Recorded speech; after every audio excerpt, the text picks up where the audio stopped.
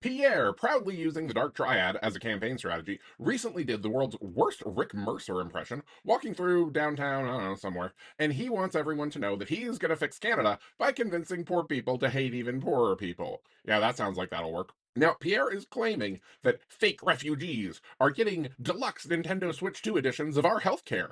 How does he know they're fake? Well, it's either that he's abandoned leading the Conservative Party and is just fixated on, evaluating these people, or he's simply assuming that their problems aren't his and therefore they can't be real. That's totally normal. Like, if your house burns down, that has nothing to do with the fact that I didn't get a promotion at work. So you had a fake house and a fake fire, and you need to go home and leave me alone, only you can't because it turns out people have problems that I don't experience. This is just another example of Pierre and his Epstein class buddies trying to harm already weak and vulnerable people for their own creepy pleasure. Why is Pierre targeting refugees? Well, first of all, they can't really fight back, and creeps like Pierre love an unfair fight. Refugees literally show up to our country fearing violence and death if they stay where they're from, and Pierre and the people who fund him look at those types of people and think, yeah, that'll be an easy target. Moreover, narcissists like Pierre love playing us versus them narratives, and what better way to reinforce that sort of narrative than if Pierre can take away even more from refugees, because that will also increase the likeliness that they get sucked into organized crime. See, when people have needs and lack resources, sure, some will curl up and simply waste away into nothing, but others will often fight for their right to exist, and that may mean breaking some of our laws if we refuse to take care of them, which means crime. And quite frankly, Pierre needs crime. Conservatives always campaign on how dangerous and scary crime is, even as crime numbers actually fall. And it's ironic because,